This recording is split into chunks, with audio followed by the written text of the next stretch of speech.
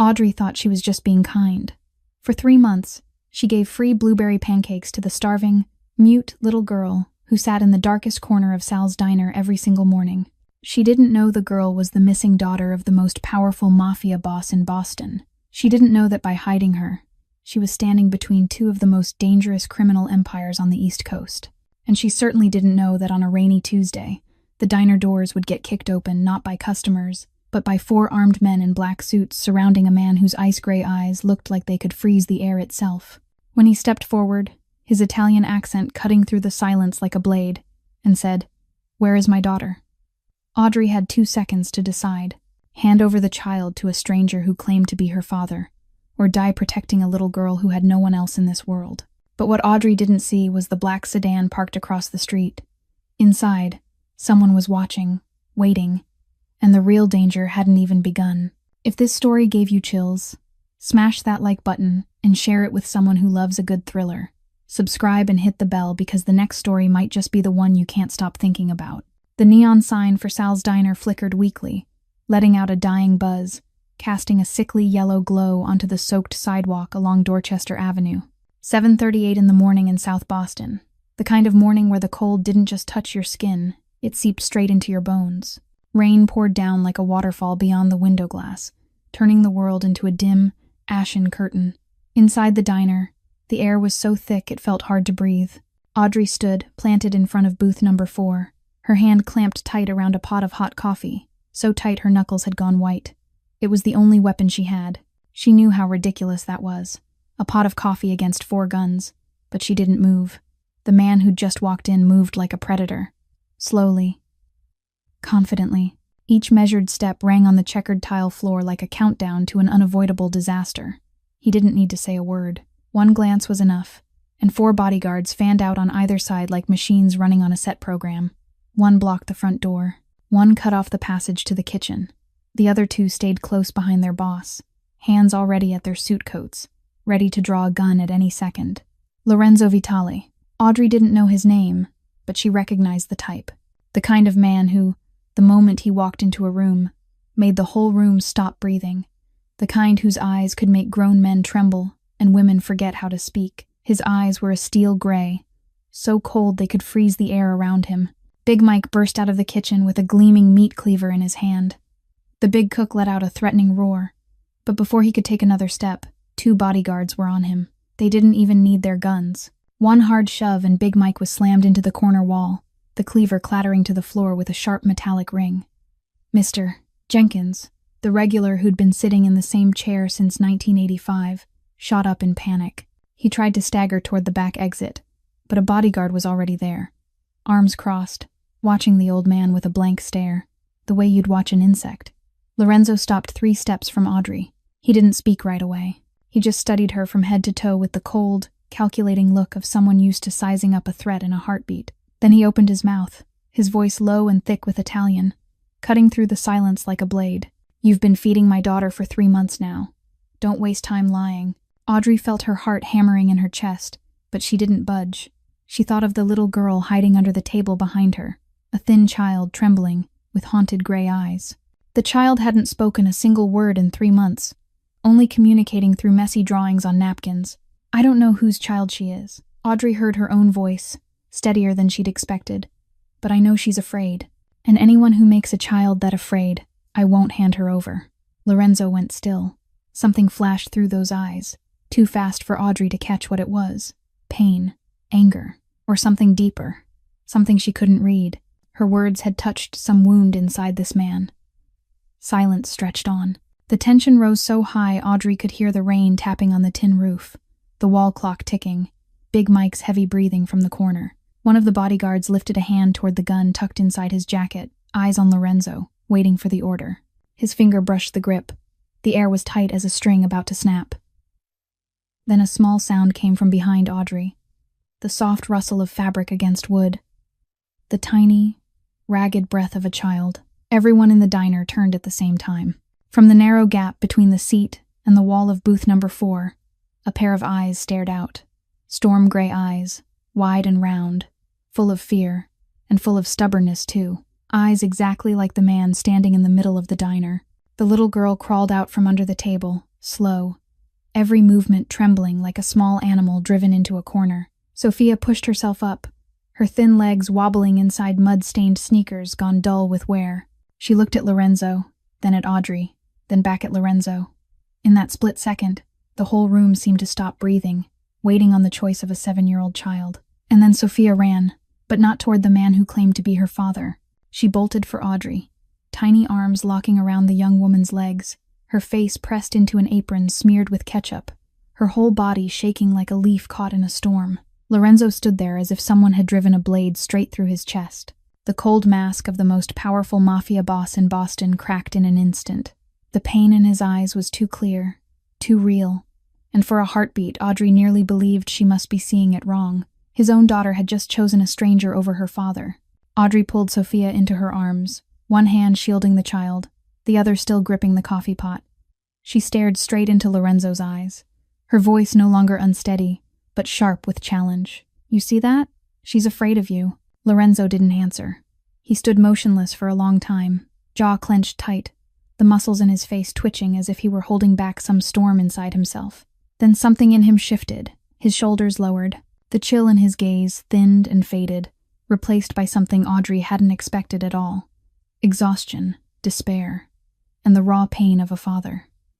Lorenzo signaled his bodyguards to step back. They obeyed at once, though their eyes stayed wary. Slowly he slid a hand into his suit vest pocket, moving carefully so Audrey could see he wasn't reaching for a gun. Instead, he drew out a leather wallet. From inside it, he took a photograph. The picture was old, the corners worn, as if it had been lifted and studied thousands of times. Lorenzo held it up, high enough for Audrey and Sophia to see. In it was a man a few years younger, those same gray eyes still hard but smiling, a rare, genuine smile. He was holding a little girl, maybe 5 or 6, perched in his arms. The child was grinning wide, gray eyes bright with happiness, blonde hair tied into pigtails, eyes exactly like Sophia's. 6 months ago, Lorenzo's voice came out rough, stripped of every trace of a mafia boss's authority. She was kidnapped right in front of the school gate. I turned the whole city inside out. I would have burned Boston to find her. 3 months ago, she escaped, but I couldn't find her. He stopped, dragging in a heavy breath. Because she doesn't trust anyone anymore, not even me. Audrey felt Sophia go still in her arms. She looked down and saw the child staring at the photograph, gray eyes wide. Then Sophia did something that made Audrey's heart feel as if it stopped. The girl timidly reached out, a small dirty finger trembling as it touched the man's face in the picture. Touched the smile, touched the eyes. Like she was trying to remember something that had been gone for a very long time. Lorenzo sank to his knees, slowly, carefully, as if he feared any sudden movement might make his daughter run. He knelt until his eyes were level with Sophia's, his voice catching as if he were swallowing back tears. "Sophia, my daughter, it's Dad. I've been looking for you. I'm sorry. I'm sorry I didn't protect you." Sophia didn't rush into her father's arms. But this time, she didn't retreat either. She just stood there, held by Audrey, watching the man kneeling in front of her. And slowly, one drop at a time, tears began to slide down the dirty cheeks of the 7-year-old child. The first tears Audrey had seen Sophia cry in 3 months. The diner went silent as paper. Big Mike stood frozen in the corner. Mr. Jenkins forgot his fear, mouth hanging open at the scene in front of him. The bodyguards stood perfectly still, no one daring to move. And then Leo's shout tore the moment apart. "Boss!" The black car across the street. Someone's taking pictures. Sophia shrank as if she'd been shocked. She clung to Audrey so hard her nails scraped skin, her face gone pale, her whole body shaking violently. Sophia's gray eyes weren't a child's eyes anymore. They were the eyes of someone who'd seen hell, and had just realized hell was coming back for her. Lorenzo sprang upright like a leopard catching a sound in the brush. His eyes swept the window, cutting through the ashen sheet of rain, and fixed on a black sedan parked about 50 meters away across the street. Someone sat inside, a vague dark shape behind tinted glass, and the flash of a phone or camera flared in bursts, like signals from a disaster closing in. Lorenzo spun to his bodyguards and barked a short string of Italian, clipped and cold. 2 of them lunged for the door. But before they could even reach the middle of the street, the sedan revved. Tires screamed on the wet pavement, kicking up a spray of water before it vanished around the corner. Lorenzo cursed, then turned back, his face so tight the cords in his neck stood out. "We have to go.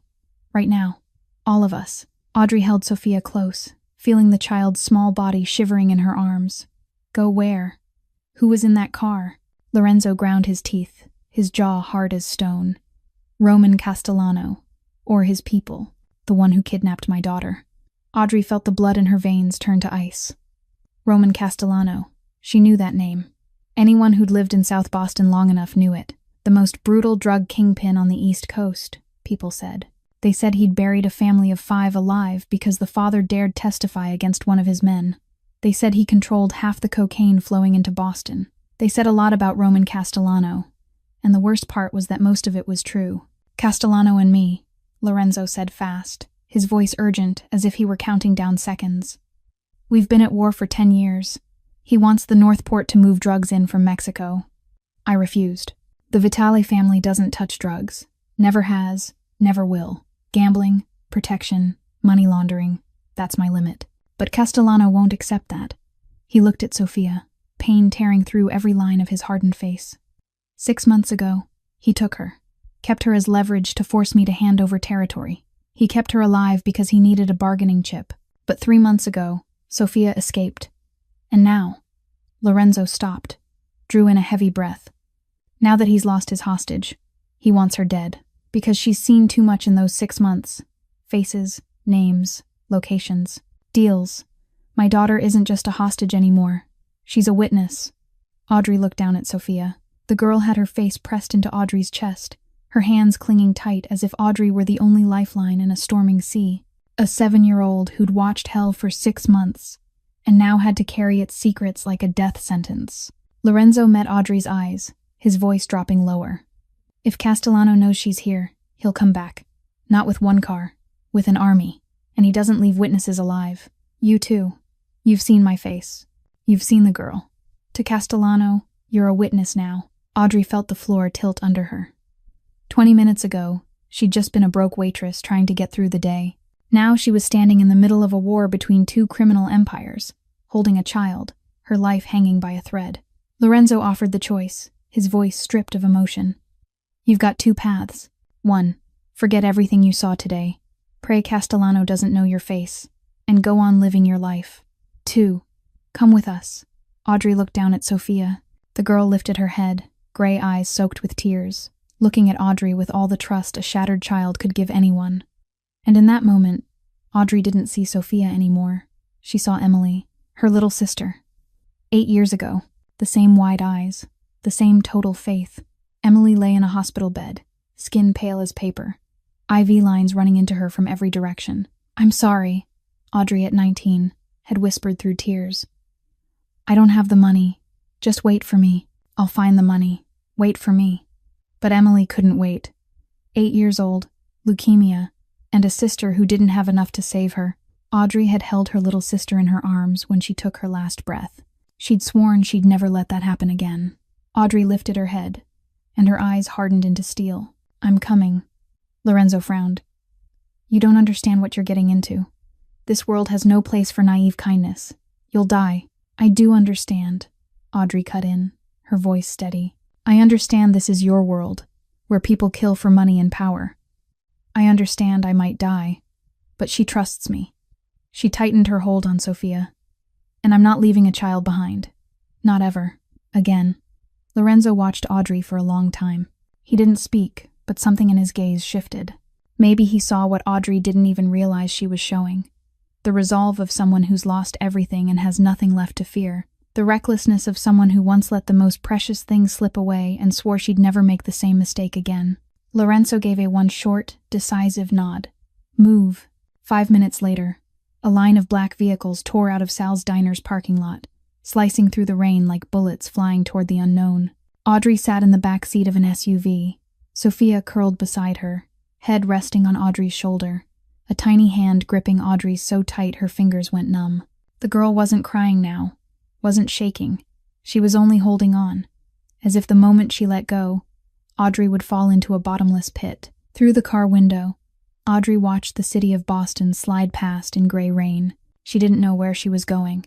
She didn't know what was waiting. She only knew that from this moment on, Her life had turned onto a road with no way back, and she'd just stepped into a world where the line between good and evil was thinner than anything she'd ever imagined. The convoy stopped in front of a massive steel gate in Beacon Hill, Boston's wealthiest neighborhood, where even the smallest apartment cost what Audrey would make in a lifetime of work. The gate slid open automatically, and the SUV rolled onto a white cobblestone drive that cut through an enormous garden. The Vitali mansion rose out of the rain like a fortress from the Italian Renaissance, 3 stories tall with marble columns, ornate wrought iron balconies, and towering windows that looked down over the city. Security cameras clung to every corner. Guards patrolled along the perimeter. 2 sleek black Dobermans stood watch at a side gate, their alert eyes tracking every car that passed. Audrey carried Sophia inside and felt like she'd stepped into a museum. Polished marble floors reflected the light of crystal chandeliers. Oil paintings hung on the walls, the kind of antiques that were probably worth a fortune. A spiraling oak staircase led to the upper floors. Everything was luxurious. Everything was expensive. Everything was perfect, but it was cold in a way that raised the hair on her arms. There was no laughter, no warmth, no sign of life beyond footsteps echoing on stone. This mansion felt like a tomb dressed up in finery. Lorenzo led them to the second floor and stopped in front of a white door covered with faded glow in the dark stars. Her room. He opened the door, his voice dropping. I kept everything the same. 6 months. Audrey stepped in and felt her heart squeeze shut. A 7-year-old girl's room, with a pink princess bed, a closet full of dolls, a drawing corner with dozens of boxes of crayons and sheets of paper, a bookshelf packed with fairy tales. All of it lay under a thin film of dust, the mark of 6 months without its owner. Sophia stood in the middle of the room, gray eyes sweeping each corner, as if she were trying to recognize a place that had once been home. She touched a blonde-haired doll on the shelf, then yanked her hand back as if she'd been burned. She looked at the drawings she'd once made, taped on the wall, bright, messy pictures from a happy child, and her face tightened with pain. Lorenzo stayed in the doorway, one hand braced on the frame as if it were the only thing holding him upright. He wanted to step inside, wanted to hold his daughter, wanted to say something, but he didn't dare. The fear in his eyes was so plain it hurt to see. The fear that any movement at all would send his daughter running again. Sophia went to the bookshelf and reached up to pull down a photo album bound in brown leather. She sat on the floor and turned the pages, slowly, as if she were searching for something. Then she stopped. On the page was a woman so young and beautiful it stole the breath. Long black hair, glossy and thick. Gray eyes just like Sophia's, but overflowing with life and joy. A smile gentle as spring sunlight. In the photo, the woman cradled a newborn wrapped in white cloth, her face glowing with happiness. Lorenzo spoke from the doorway, his voice rough, as if every word were a cut. Isabella, her mother. She died giving birth to Sophia, hemorrhaging. The doctor said he could only save one. She chose you. Audrey saw Sophia start to tremble. The child's small hand rose to the woman's face in the picture, her finger tracing the curve of a smile she'd never get to see in real life. And then Sophia cried. Not the small, broken sobs Audrey had seen at the diner. This was a wail, a strangled scream that tore at the heart, the sound of a child who'd held everything in for too long, who'd endured too much, finally bursting like a dam that couldn't hold back another drop. The crying filled the room, the hallway, the cold mansion itself, as if it were waking ghosts that had slept for 6 months. Lorenzo took a step forward, then stopped. His face twisted with pain. He didn't know what to do. The most powerful mafia boss in Boston, the man who could order a killing with a nod, stood helpless in front of his daughter's grief. Audrey lowered herself to the floor beside Sophia, gently, slowly, giving the girl time to pull away if she wanted to. But Sophia didn't pull away. She turned and threw herself into Audrey's arms, burying her face against Audrey's chest and crying as if the world were falling apart. Audrey held her tight, one hand stroking her hair, her mouth murmuring the meaningless things people say when they're trying to soothe a child. Over Sophia's shoulder, she saw Lorenzo still in the doorway, his steel-gray eyes rimmed red, his jaw clenched so hard she could almost hear his teeth grinding. He didn't cry, but the pain on his face was clearer than any tears. Sophia cried until she was spent, until the sobs thinned into the steady breathing of sleep. Audrey laid her gently on the bed, tucked the blanket around her, and stepped back into the hallway. Lorenzo was gone. Audrey found him on the second-floor balcony, staring out at the city of Boston, lights glittering in the night. A glass of whiskey sat in his hand, already more than half gone. He didn't turn when he heard Audrey's footsteps, but he didn't send her away either. Audrey stood beside him, silent for a long time, listening to the night wind and the distant wail of car horns. Finally she spoke. "Why don't you kill Castellano? You've got power. You've got men. You could end this in one night." Lorenzo took a sip of whiskey, eyes still fixed on the distance. A street war would drag on for years. Blood would spill, not just mine or his, but innocent people's too. The cops would get involved. The FBI would get involved. And Sofia would grow up with a father running for his life, or lying in a coffin. He turned to look at Audrey. "I'm collecting evidence to put him in prison. Cleaner, a way for my daughter to have a future." Audrey met his eyes. "You're still a criminal." Lorenzo didn't deny it. "That's right. I'm not a good man. I've done things you don't want to know about. But I've got rules. No drugs, no hurting kids, no touching an enemy's family. Castellano, he'd kill a rival's wife, a rival's child, even the dog and cat in the rival's house if he felt like it. He has no limits." Silence. The night wind moved across them, carrying the chill of a Boston autumn. Lorenzo suddenly asked, his voice lower. "Why risk your life for a child you don't even know? You could die. You still could." Audrey looked out toward the city's blinking lights. "I told you about my sister," she said, her voice barely a whisper. "I couldn't save her then, because I was powerless. I won't let history repeat itself with Sofia." Lorenzo didn't say anything. He only nodded, a small nod, as if he understood, as if he knew what loss was, too. As if for the first time, they weren't looking at each other like a Mafia boss and a broke waitress, but like two human beings who'd been knocked down by life and were trying to stand back up. They stood beside each other in silence, watching Boston's night. Not allies, not friends yet, but two people marked by loss, who'd found something shared. A resolve to protect a child at any cost, no matter what that cost might be. A week passed inside the Vitali mansion, and things began to change in ways that were small, and yet profound. Sofia still didn't speak, still communicated with nods and shakes of her head, but her smile showed itself more often. At first it was only the faintest lift at the corner of her mouth when Audrey told some silly joke.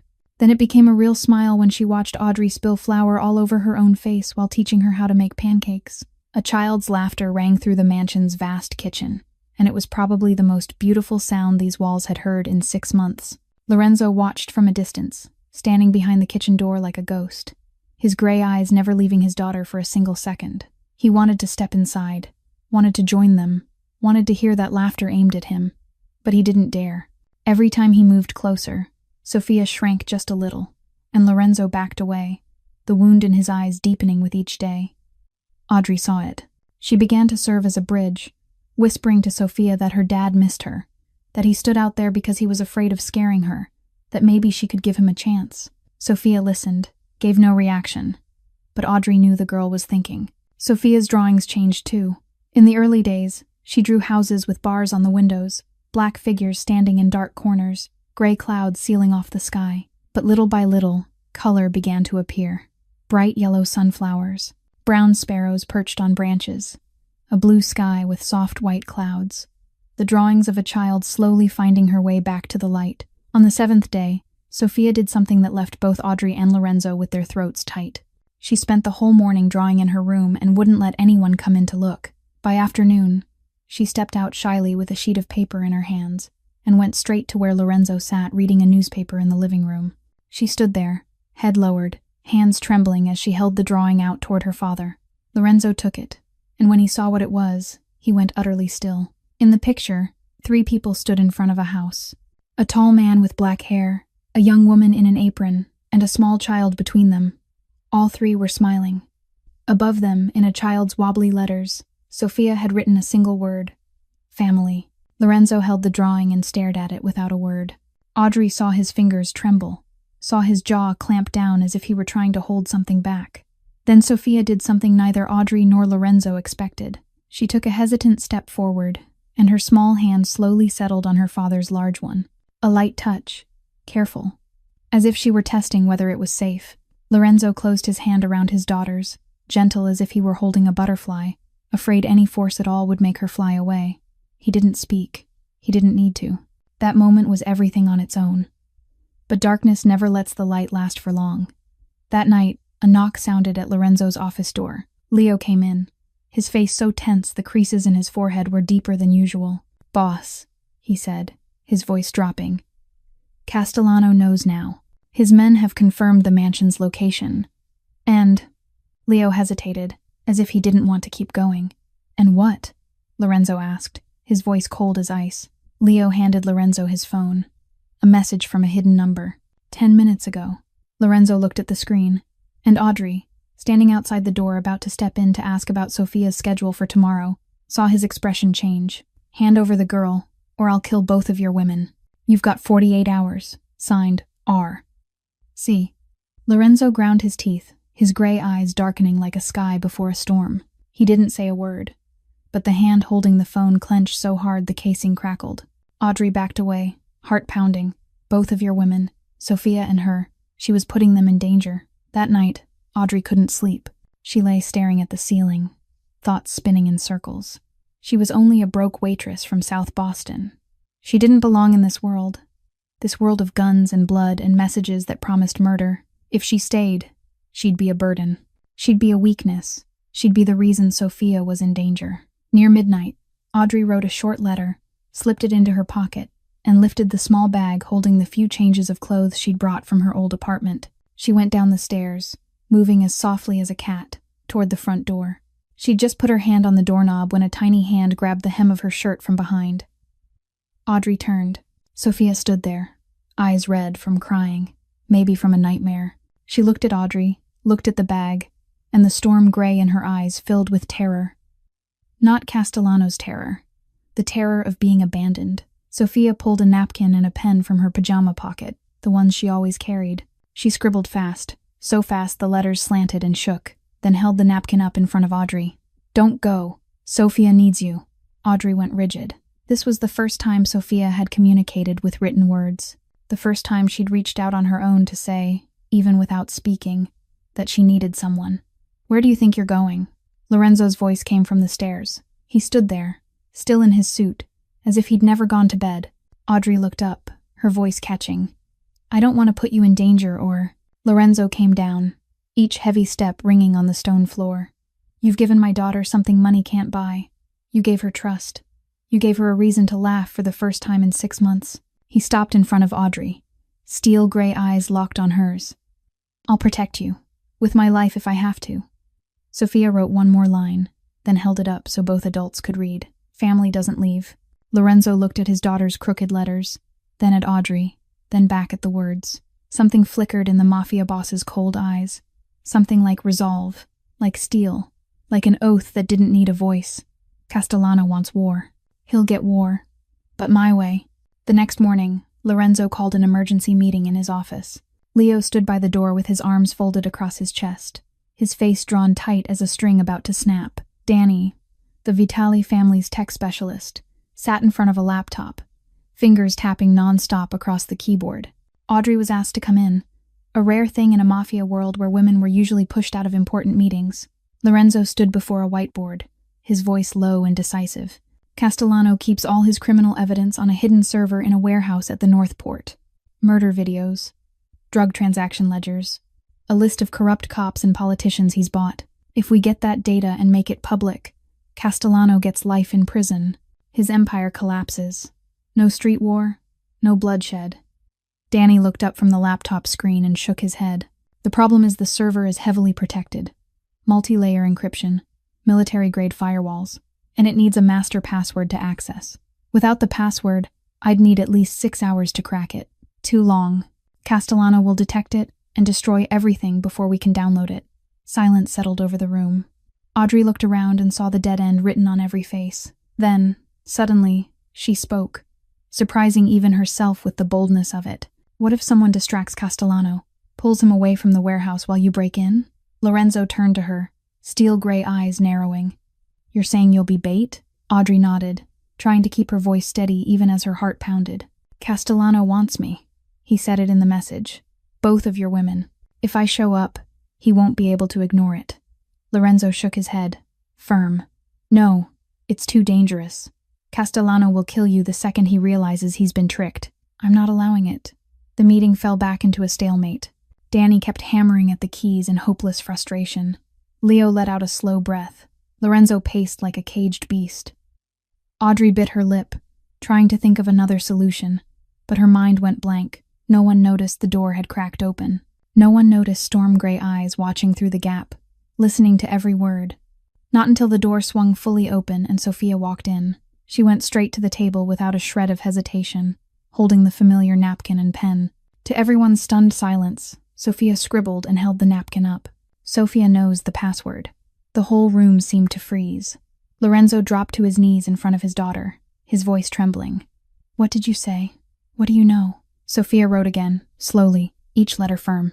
VITALEDEAD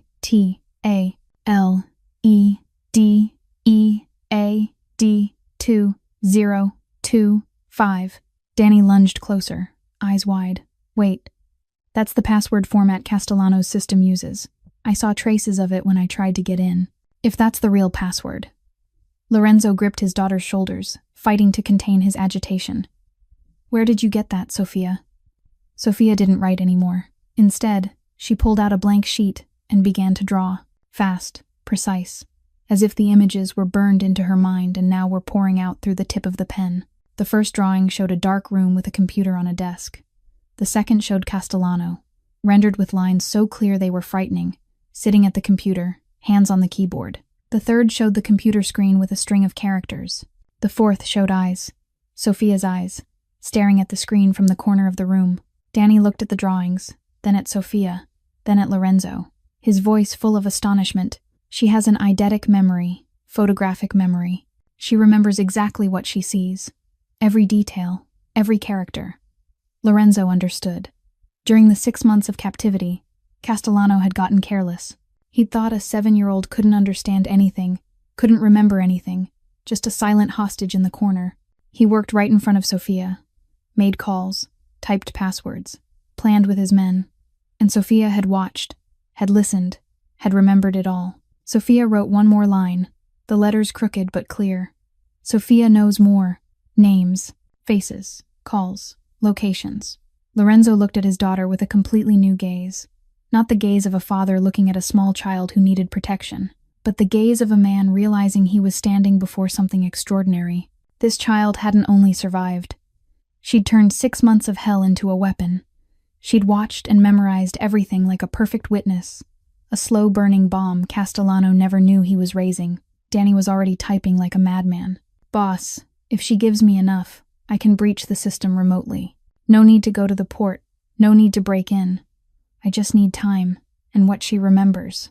Lorenzo nodded, voice iron. "Do it." But Sophia only gives information.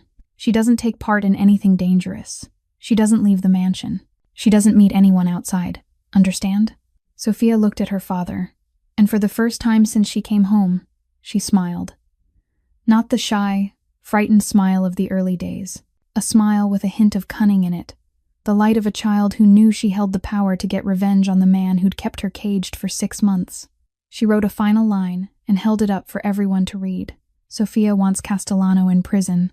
Lorenzo knelt and took his daughter's tiny hands in his, the eyes of the Mafia boss shining with something that looked like tears. "He'll go to prison, my girl, I promise." 2 days passed in tension and waiting. Danny worked without stopping, his fingers pounding the keyboard until calluses formed, his eyes bloodshot from lack of sleep. With the information Sophia provided, he'd breached Castellano's system remotely, slipping through layer after layer of firewall like a ghost in a digital world. But the bad news came on the afternoon of the second day. "The data's too large," Danny explained to Lorenzo, his voice exhausted but grave. "More than 2 terabytes of video and documents. Downloading remotely would take dozens of hours, and it'd definitely be detected. The only way is for someone to plug a USB directly into the main server."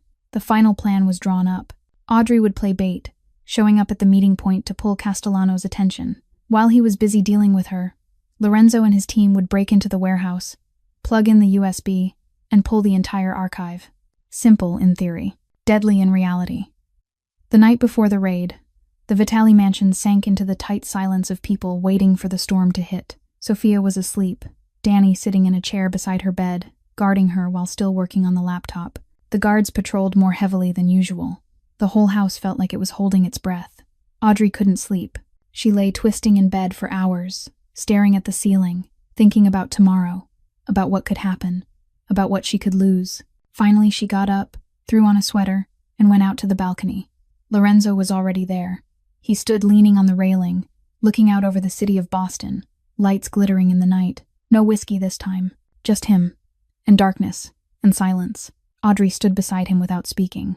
They stared out together, listening to the night wind and the city's distant hum below. The quiet stretched, but it wasn't uncomfortable. It was the kind of quiet shared by two people who didn't need words to understand each other. Finally, Lorenzo spoke, his voice lower than usual. "You can still refuse. The plan is dangerous. No one is forcing you." Audrey looked at him. "I know. Then why?"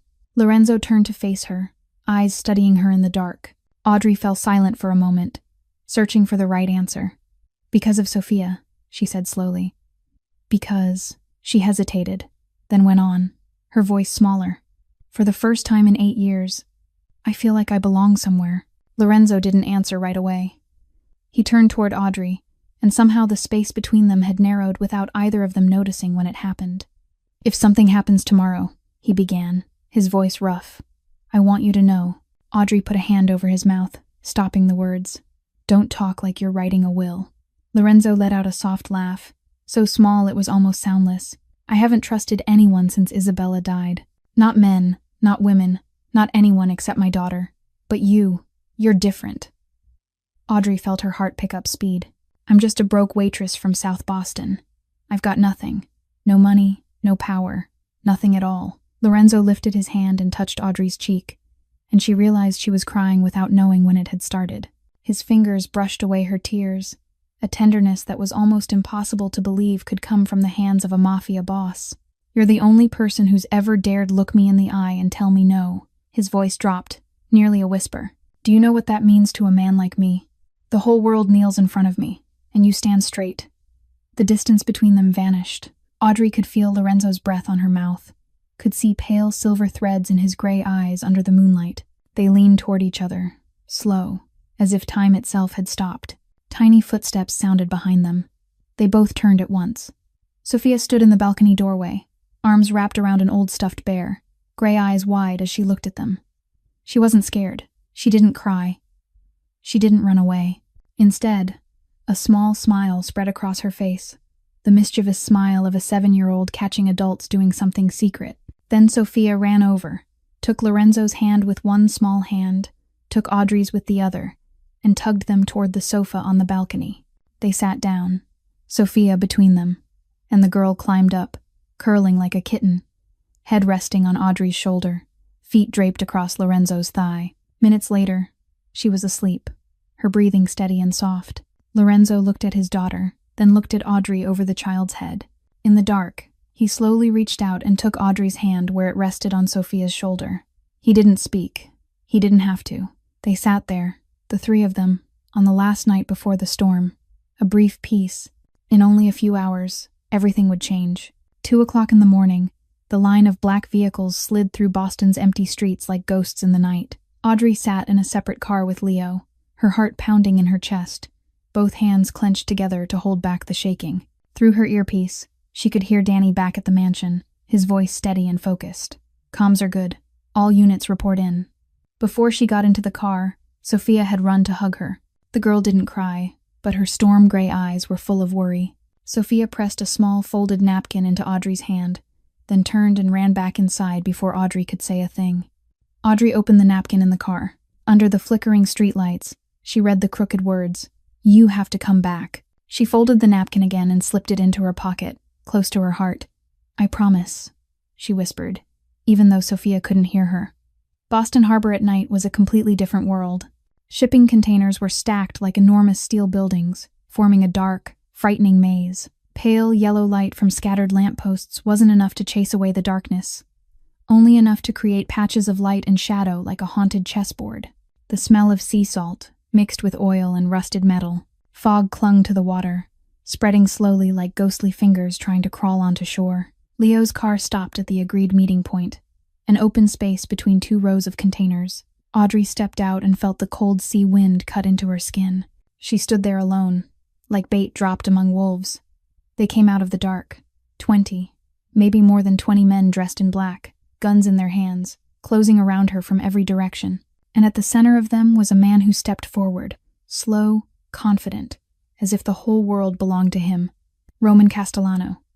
Audrey recognized him at once, even though she'd never met him. 45 years old, short gray hair, cut neat, a long scar running from the corner of his eye down his left cheek, like the mark of some old battle. But the most terrifying thing was his eyes. Venomous snake eyes, cold, calculating, without a trace of humanity. He wore an expensive suit that probably cost more than Audrey made in a year, and on his hand a diamond ring glittered under the lights. Castellano stopped in front of Audrey and looked her up and down with undisguised contempt. "Who the hell are you?" he asked, his voice rough and dull, like gravel grinding together. "Why does that brat trust you more than her own father?" Audrey swallowed hard and tried to keep her voice steady even as her heart slammed like it wanted to burst. "Maybe because I didn't lock her in a basement for 6 months. Castellano laughed. A laugh so cold the air seemed to freeze around it. "That little girl saw too much. She has to disappear. And anyone who hid her." He tipped his head, studying Audrey like an insect about to be crushed. "Disappears too."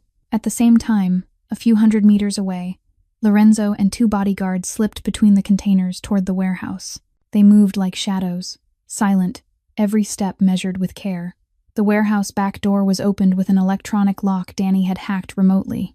Inside, Lorenzo found the server room in the basement, exactly where Sophia's information said it would be. The small room was packed with servers, green lights blinking, cooling fans buzzing in a steady hum. Danny's voice guided them through the earpiece. "The main server is in the right corner. The blue USB port. Plug it in and wait." Lorenzo did. The USB slid into place, and on Danny's remotely connected laptop screen, the progress bar appeared. 10%, 25%, 40%. Danny's voice came through, satisfied. "It's transferring. Hold position." About 3 minutes. Lorenzo stood there, eyes locked on the screen, counting every second. 50%, 60%. Then hell dropped in. Red lights flashed like madness. An alarm screamed, ripping the silence apart. Lorenzo cursed, his hand reaching for his gun. "What the hell is that, Danny?" Danny shouted into the radio, his voice panicked. "There's a secondary intrusion detection system. It's not on the network map. I didn't see it coming." Outside in the container yard, Castellano's phone buzzed. He glanced at the screen, and his face shifted from contempt to fury in a heartbeat. "You tricked me?" Castellano roared, yanking a gun from inside his suit and pressing it straight to Audrey's temple. The barrel was ice cold against her skin, and Audrey felt her whole world shrink down to that single sensation of cold metal. "Vital!" Castellano bellowed, his voice echoing between the containers like thunder. "I know you're in there. Come out in 30 seconds or this bitch dies." In the server room, Lorenzo heard it all through his earpiece. The alarm. Castellano's roaring, the click of a gun being cocked, and Audrey's quick, tight breathing. He looked at the screen. 67%. Not done. Not enough. But out there, Audrey had a gun at her temple. 78%. 85%. The progress bar on the laptop screen crept forward so slowly it felt like it was torturing Lorenzo 1 second at a time. Through his earpiece, he heard Castellano counting down. 20 seconds. 15. 10. Then Audrey's voice, shaking, but still trying to stay calm, still trying to stretch the time. Lorenzo stared at the screen. 87%. Not done. But out there, in the dark, a gun was aimed at the head of the woman who'd risked her life for his daughter. Lorenzo didn't hesitate. He yanked the USB out of the server, shoved it into his suit pocket, and ran. He came out through the warehouse back door, hands raised high over his head, stepping into the bright wash of headlights Castellano's men had trained on him. "Ha!" Castellano let out a rough laugh, lowering the gun from Audrey's head but keeping her in his sights. "Lorenzo Vitali in person. Haven't seen you in years. You've gotten old, Lorenzo. Power wearing you down?" Lorenzo didn't answer the taunt. "Let her go," he said, his voice flat, while his eyes swept the container yard, reading the situation fast. More than 20 gunmen. Leo stood a few yards away, hands bound, face bruised from a beating. Audrey stood rigid, a gun from one of Castellano's men still pointed at her back. "You want this? I'll give it to you." Lorenzo pulled the USB from his pocket and held it up so Castellano could see it. Castellano narrowed his eyes, then nodded. Throw it. Lorenzo tossed the USB through the air. One of the men snatched it and handed it to Castellano. Castellano plugged it into a laptop someone had already set up and checked the contents. A few stretched seconds passed. Then Castellano looked up, the smile on his mouth like a snake's venom. Good, very good. Real data. Not complete, but enough for me to know what you were really trying to do. He snapped the laptop shut, shoved it into a man's hands, then turned back to Lorenzo, those poisonous eyes gleaming with pleasure. You think I'm gonna let her go? Let you go? Castellano shook his head, like he was disappointed in a naive child. Lorenzo, you should have known me better than that. He nodded at a gunman close by. The shot cracked through the night. Leo went down, clutching his right shoulder, blood spilling through his fingers. His groan of pain echoed between the containers. Audrey screamed and tried to run to him, but two men grabbed her tight. Lorenzo went rigid, jaw clenched so hard you could almost hear his teeth grind. You think I'm stupid? Castellano stepped closer to Lorenzo, his voice like cloth tearing. You know too much. The kid knows too much. And this bitch, he pointed at Audrey, knows too much too. He stopped right in front of Lorenzo, snake eyes locked on steel gray. Nobody walks out of here alive. Castellano turned his back and flicked a hand in bored dismissal. Kill them all, then go find the little brat. I want to see her body before sunrise. More than 15 gunmen spread into an arc, weapons aimed at the three of them. Lorenzo, Audrey, and Leo on the ground, groaning. No way out. No hope. Audrey looked at Lorenzo from a few yards away, and strangely, she didn't feel fear. She only felt regret. Regret that there hadn't been more time. Regret that Sophia was about to lose one more person. Regret that their story ended here, among rusted containers and the smell of sea salt. Lorenzo spoke, his voice low and heavy with guilt. I'm sorry.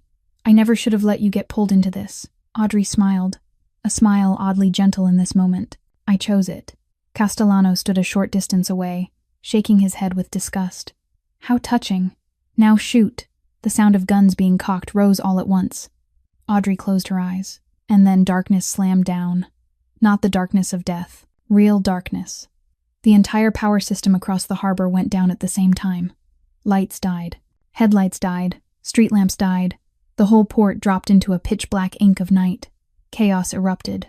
Shouts, running feet, gunfire cracking wild in the dark as panicked men fired into the air. Someone yanked Audrey down to the ground, a large body shielding her. She recognized the familiar scent of cologne. Lorenzo. They lay flat to the pavement, hearing bullets whip overhead, hearing Castellano screaming orders no one could follow. In the darkness, Lorenzo's phone buzzed. He pulled it out, the screen's glow faint as a candle in black night. A video message from the mansion's number. Lorenzo's heart seemed to stop. He opened it, and the world went still. On the screen was Sophia's face. She sat in her room in front of the laptop, wearing headphones too big for her small head, and she was smiling. Not the frightened or worried smile. A sly smile, the smile of a child who knew a secret adults didn't. Sophia lifted her hand and waved in the video, then turned the camera toward the laptop screen behind her. A line of text blinked there, green on black. Uploading. 100%. Complete. Lorenzo stared at the phone screen, not believing his own eyes. 100%. Complete. The green letters blinking back at him felt like a miracle he couldn't explain. Danny appeared in the video frame, the IT specialist's face full of shock and confusion. Boss. Danny's voice trembled through the phone speaker. The kid. She did this while I wasn't looking. I don't understand how. Sophia held up a blank sheet of paper, wrote fast in her familiar crooked handwriting, then raised it to the camera. Sophia knew Dad would pull the USB early. She flipped to the next page. Sophia asked Danny to teach hacking. The next page. Danny didn't know Sophia learned that fast. And the next. Sophia breached the server before you got to the port. The data is all uploaded to the cloud. Danny confirmed over the radio, his voice still stunned. Boss, she's telling the truth. I just checked. The entire 2 terabytes are backed up. Videos, documents, lists, ledgers, everything. She used what I taught her and wrote her own intrusion code. I don't even know when she did it. Sophia kept writing, the letters quick and decisive, as if she'd been ready for this for a long time. Sophia sent it to the FBI, CNN, the Boston Globe, everyone. Lorenzo's voice caught, eyes locked on the phone screen even as gunfire and chaos still raged around them. You, when did you do this? Sophia looked straight into the camera, storm gray eyes no longer afraid, but full of resolve. She wrote one more line, slowly, one word at a time, as if she wanted to make sure her father understood, since I knew Dad would risk his life for Audrey. Sophia won't let anyone die. Audrey lay beside Lorenzo in the darkness, watching the phone screen over his shoulder, and tears began to fall. She saved us, Audrey whispered, her voice breaking. A 7-year-old saved all of us. Sirens cut through the night, distant at first, then drawing closer and closer. Helicopter spotlights swept the harbor like giant torches, lighting up every dark corner, every container, every panicked face among Castellano's men. FBI, police, they were coming in. Castellano screamed in the dark, his voice no longer cold, but raw with fury and fear. Find the power source. Find Vitale. Kill them all. But it was too late. His men scattered like ants hit with boiling water. No one listened anymore. Everyone only wanted to get out. Lorenzo hauled Audrey to her feet, one arm around her, the other dragging Leo, who was snarling through the pain. They ran between containers in the darkness, bullets snapping around them, helicopters roaring overhead. Leo, bleeding from the shoulder, still forced himself toward the vehicle, teeth clenched through every step. They piled into the SUV just as the FBI convoy surged into the port gates from the opposite side. Leo hit the gas, and the SUV shot out of the harbor like a black bullet tearing through the night. Inside the car, Audrey saw Lorenzo laughing. A strange laugh, proud and stunned, half wanting to cry and half wanting to shout with joy. The laugh of a father who'd just realized how extraordinary his daughter truly was. 7 years old, Lorenzo said, sounding like he was talking to himself. My 7-year-old just brought down an empire neither Mafia could take down in 10 years. Audrey looked at him, and a smile rose on her mouth even as her tears still hadn't dried. She didn't just survive, Audrey said. She fought in her own way from the beginning to the end. We thought we were protecting her, but it turns out she was protecting us. Lorenzo turned to Audrey, his eyes softening. You okay? Audrey nodded. Alive. You? Then she looked down and saw blood. Blood spreading through Lorenzo's shirt along his left side, dark in the shadows. Blood! She shouted. You've been shot! Lorenzo looked down as if he was only noticing now. I'm fine, he said, calm in a way that was almost frightening. Just a graze.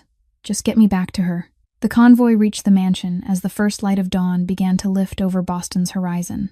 The gate opened, and Audrey saw a small figure standing on the front steps. Sophia. The girl ran out, not waiting for the car to fully stop, charging straight toward Lorenzo and Audrey as they climbed out. She wrapped both of them in a single hug, small arms trying to circle 2 grown bodies at once, face pressed into their chests, her whole body trembling, not with fear, but with relief. Sophia pulled back, took Lorenzo's hand, and wrote on his palm with her small finger. Each word, slow, clear.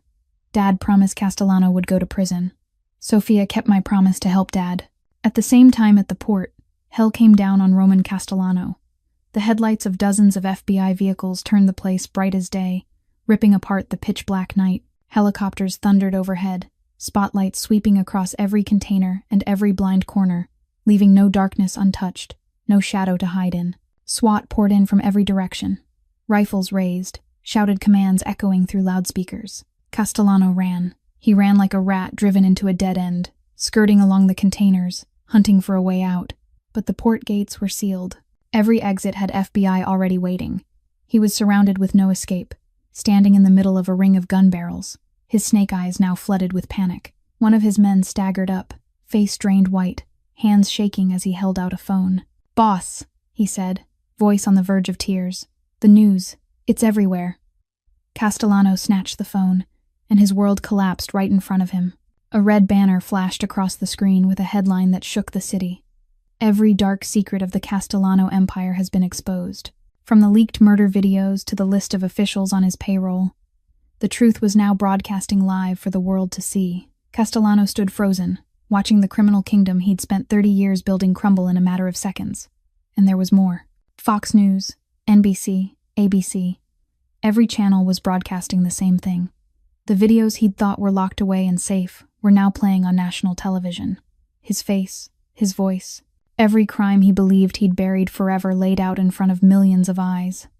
Castellano stared at the screen, his face as pale as a corpse, his snake eyes wide with horror. He'd built his empire for 30 years. He'd killed and stolen and bribed and threatened to get it all. And now, in a single night, everything was falling apart. Because of a 7-year-old child. The FBI agent stepped forward, his gaze cold and professional. "Roman Castellano," he said in a flat, powerful tone. "You are under arrest. The irrefutable evidence recovered from your server has just signed the warrant for your downfall." The sound of ice-cold cuffs snapping shut marked the definitive end of his reign. "Anything you say can and will be used against you in court." Castellano exploded, roaring like a wounded animal. "Vitali, I'll kill you. I'll kill your kid. I'll find you even if I've got to go down into hell." The agent looked at him with the indifferent calm of someone watching an insect thrash. "With 47 murder videos playing on national television," he replied coldly. "You'll never see daylight again, Castellano." Ice-cold cuffs snapped shut around Castellano's wrists, and he was shoved into the vehicle like a chained dog. His empire collapsed, his life ended, and it had all begun with a silent child sitting in the corner of a poor diner in South Boston. The next morning, at the Vitali mansion, Lorenzo lay on the sofa in the living room, the wound along his ribs carefully bandaged. The bullet had only grazed him. It hadn't hit any organs, and the family's private doctor had come and handled it in the night. Sophia sat on the floor beside the sofa, legs folded under her, bent over her drawings. The picture showed 3 people smiling, standing in front of a house with a garden of flowers, and in one corner she'd added a figure sitting inside a cage, the face twisted with rage. Everyone knew who it was. The television in the living room ran the news around the clock. Castellano was denied bail, the judge declaring him a danger to the community. 15 high-ranking police officers were arrested in the largest corruption case in Boston's history. Victims and families spoke out, thanking an anonymous source for exposing the crimes. Audrey sat in a chair beside Lorenzo, holding a cup of coffee that had gone cold long ago, eyes on the television but not truly watching. "You won," she said softly. Lorenzo shook his head, eyes on Sophia, drawing on the floor. "It wasn't me. The kid won." Sophia looked up, hearing her father talk about her. She grabbed the napkin and pen she always kept on her, wrote a few words fast, then held it up for both adults to read. "We won. Family." Lorenzo looked at the crooked letters and a rare smile touched his mouth. But the smile died when he glanced back at the television. A banner scrolled along the bottom in glaring red. "FBI confirms the leaked data also contains evidence of Vitali family activities. An investigation is underway." Lorenzo's face darkened. In the war to bring down Castellano, he'd forgotten one thing. Castellano's server hadn't held only his crimes. It had held the deals, the battles, the secrets of a 10-year Mafia war. And inside it, there was Lorenzo's guilt too. 3 days passed in a tight, grinding kind of waiting. The news of Castellano flooded every television channel, every newspaper front page, every conversation on the streets of Boston. He was formally charged with 47 counts of murder, international drug trafficking, money laundering, and bribery of federal officials. Life in prison without parole. Roman Castellano's empire had collapsed completely, and he would die behind bars. But Lorenzo knew that wasn't the end. The calls from lawyers came more and more often. The messages from sources inside the FBI grew more alarming by the day. The data from Castellano's server didn't only hold his crimes.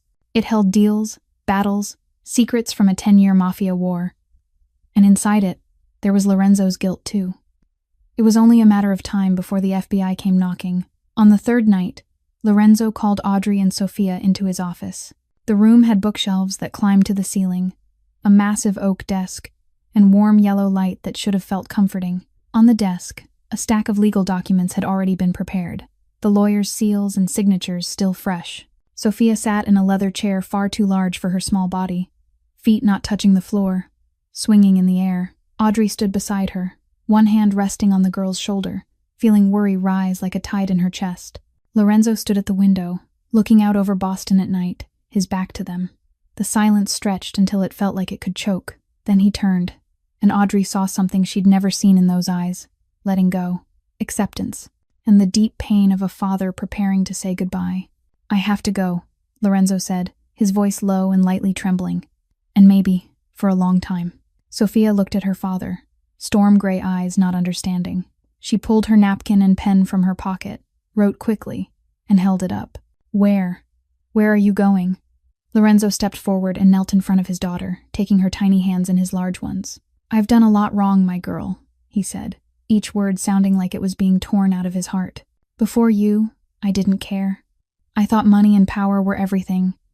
I did things I'm not proud of. But now I've got you, and you need a future without guns, without running, without fear. Sophia shook her head hard, tears spilling and sliding down her cheeks. She scribbled, the letters trembling with feeling.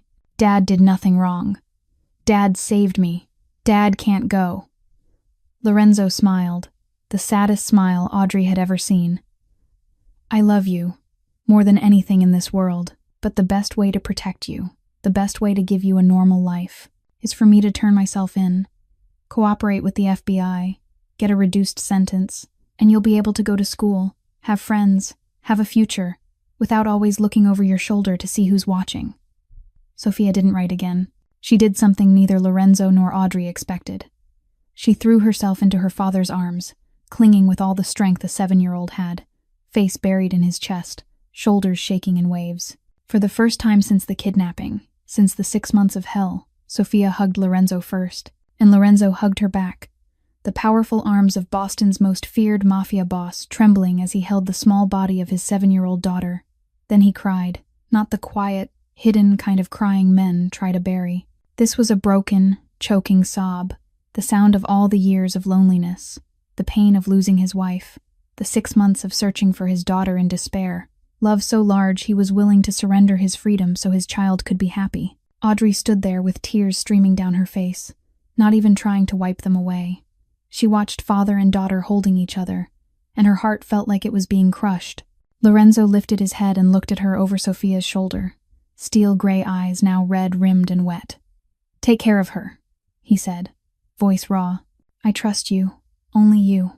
Audrey nodded, unable to find words, only able to whisper, I promise. Lorenzo signed the guardianship papers, granting Audrey legal custody of Sophia. The handwriting shook, but it was clear. He hugged his daughter one last time and whispered in her ear, I'll come back. Wait for me. The next morning, Lorenzo called the FBI. He turned himself in, cooperated fully, offered every piece of information in exchange for a lighter sentence. A police car arrived at the mansion at 8 a.m, pale autumn sunlight filtering through the trees. 2 agents cuffed Lorenzo right at the front door. He didn't resist. He didn't speak. He only stood there with the calm of a man who'd accepted his fate. Before he stepped into the car, Lorenzo turned back for one last look. Audrey and Sophia stood on the front steps, hands clasped tight. Sophia didn't cry anymore. She lifted her hand and waved, a small gesture that carried the weight of everything. In her storm-gray eyes, there was no fear now, no confusion, only love and the promise of waiting. Lorenzo smiled, the first smile that was completely peaceful since Isabella died. He gave a small nod, like a vow without words, then turned and got into the car without looking back again. The door shut. The engine started. The police car rolled away, carrying Lorenzo Vitali out of the lives of the 2 women standing on the steps. Audrey pulled Sophia into her arms, and they watched the car until it disappeared at the end of the drive. Sophia pulled back and wrote on Audrey's palm with her small finger. Will you wait for Dad? Audrey knelt, looked into the girl's storm-gray eyes, and nodded. Yes, she said, voice breaking but steady.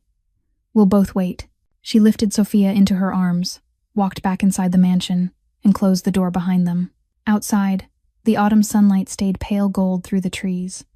The first chapter ended, but their story hadn't. 2 months passed like a dream. The headlines of the trial of the century slowly began to fade, replaced by a new era of peace. Based on the overwhelming evidence, Roman Castellano was sentenced to life in prison, destined to waste away behind bars without ever seeing the sun again. His empire was gone, and the city finally breathed a sigh of relief. Lorenzo Vitali received a sentence of 5 years in federal prison, far lighter than what he truly deserved, thanks to full cooperation with the FBI. The evidence he provided, and the fact that he'd never touched drugs and had never directly carried out a killing. The Castellano empire collapsed completely, like a sandcastle pulled apart by the tide.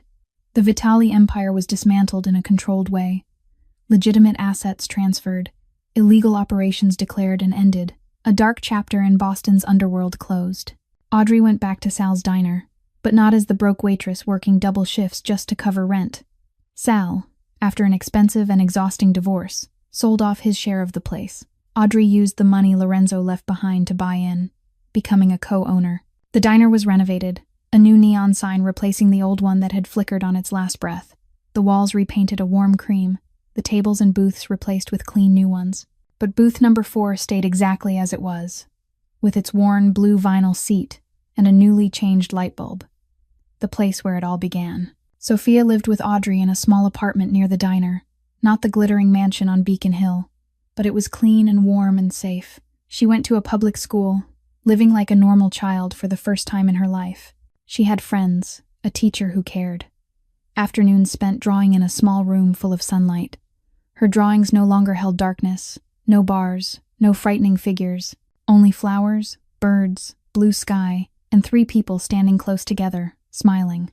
One autumn afternoon, Audrey waited at the school gate like she did every day. The dismissal bell rang and the children poured out like birds released from a cage. Audrey scanned for Sophia, and she saw the girl running toward her. Sophia was nothing like the thin, terrified child curled up in booth number 4 long ago. Her cheeks were rosy. Her eyes were bright. Her blonde hair was neatly tied into 2 small braids. She ran up, and Audrey was ready to gather her into her arms like always. But today something was different. Sophia stopped a few steps away, drew in a deep breath, and opened her mouth. "Mom." One word, just one, hoarse and shaking from being unused for so long, but clear. So clear Audrey felt the whole world stop around her. "Mom." Audrey stood frozen, heart seeming to stop. She couldn't believe what she'd heard. For months, Sophia had only communicated through writing, through drawings, through gestures. Doctors said she could speak. There was nothing physically wrong, but trauma had locked her voice away. She needed time. She needed to feel safe. And now, standing in the sunlit schoolyard, Sophia had spoken. Sophia threw herself into Audrey's arms, holding tight, and spoke again, each word slow, like she was learning how to use her voice all over. "Mom, I missed Mom," Audrey cried. She cried right there in the schoolyard, in front of dozens of other parents, and she didn't care.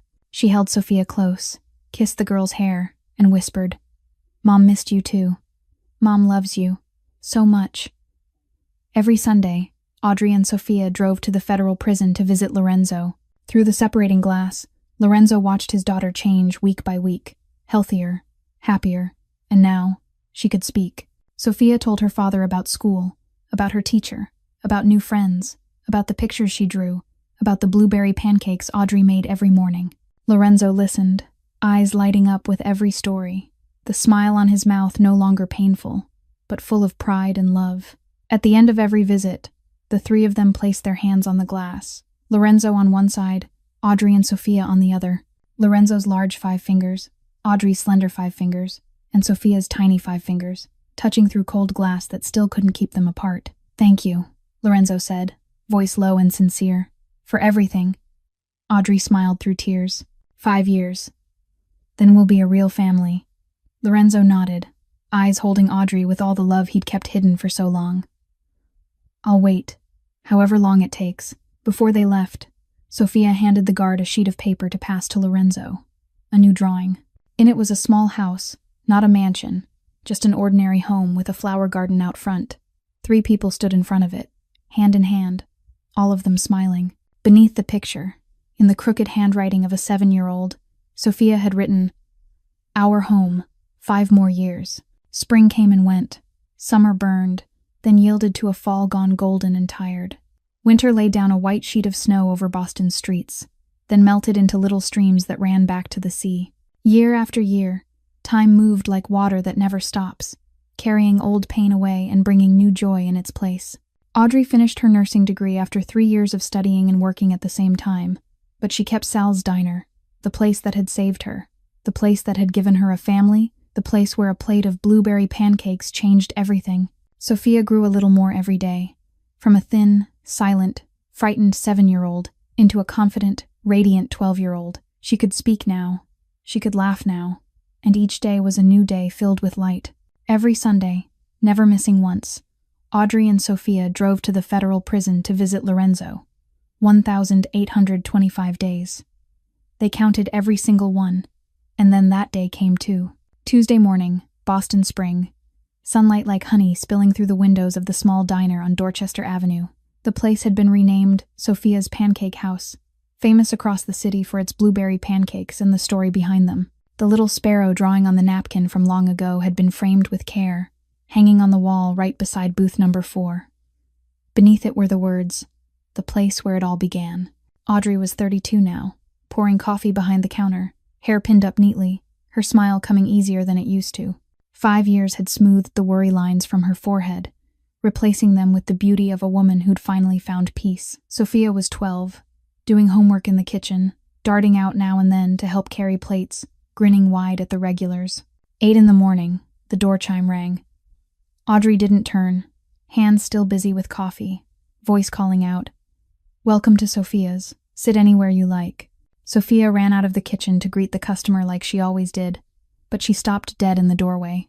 Audrey noticed the strange silence, followed Sophia's gaze, and her heart seemed to stop. Lorenzo stood in the entrance, 41, silver now at the temples, thinner than he'd been 5 years earlier. But those steel-gray eyes were brighter than ever. He wore a simple white shirt and jeans, no longer the powerful black suit of the Mafia boss he once was. But he was still handsome. Still Lorenzo. The silence stretched for 3 seconds, but it felt like 3 years, like a whole lifetime. Then Sophia shattered it. "Dad," she screamed, her voice bursting with happiness, and ran for Lorenzo like a bullet.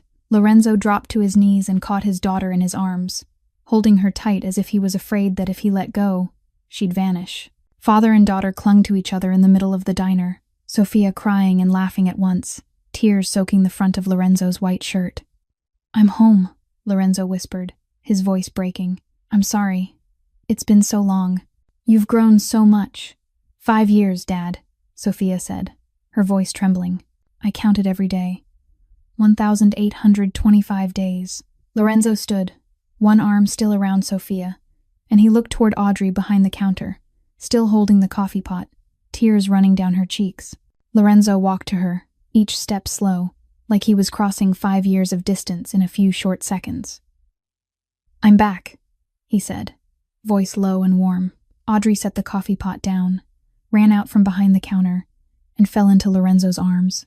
And their first kiss, the kiss that had been interrupted on the balcony 5 years ago, was finally finished. 5 years of waiting melted into a single moment. Sophia stood beside them, grinning, eyes shining. "I knew you two liked each other forever. Big Mike even bet me $50 Dad would kiss Mom the second he got back." Big Mike stuck his head out from the kitchen door, face bright red. "Hey, don't expose me like that!" The whole diner laughed, the sound bouncing around the small, warm space. Lorenzo slid into booth number 4, the booth where 5 years earlier a thin, terrified 7-year-old had curled up in the shadows. Sophia sat beside her father. Audrey sat across from them. She brought out a plate of blueberry pancakes, exactly like the plate from the first day. Lorenzo looked at the pancakes, looked at his daughter, looked at Audrey. He said one word, "Family." Sophia took her father's hand. "Family." Audrey took both of their hands, happy tears rolling down her cheeks. "Family." At last, Boston's spring sunlight poured through the glass, filling booth number 4, where 3 people from 3 different worlds had found one another. On the wall, the sparrow drawing on the napkin had yellowed with time, but the words beneath it were still clear. The place where a plate of pancakes changed everything, and that's the story of how one small act of kindness, one free plate of blueberry pancakes, brought down a criminal empire and built a family out of broken pieces. Audrey didn't have money. She didn't have power. She didn't have weapons. She only had the courage of a woman who'd lost everything, protecting a child who'd lost everything too. And sometimes, that's all it takes to change the whole world. This story leaves us with deep lessons about life. That kindness is never meaningless, even if it's only a small act like feeding a hungry child breakfast. That family isn't always the people who share your blood, but the people willing to sacrifice for you. That the past doesn't define the future, and everyone deserves a second chance. That love has the power to cross every barrier, every distance, every trial. Dear friends, how did this story make you feel? Was there any moment that touched your heart? In real life, we sometimes meet children who need help, people who need a chance. Leave a comment below to share how you feel. We'd truly love to hear what's in your heart. If this story stirred something in you, please hit like and share this video with the people you love, the people who need to believe in second chances. Don't forget to subscribe and turn on notifications so you don't miss more moving stories every day. We send our very best wishes to all of you watching this video. May you have good health, a joyful life, peace, and happiness every day. Thank you for being with us. Goodbye, and see you again in the next video.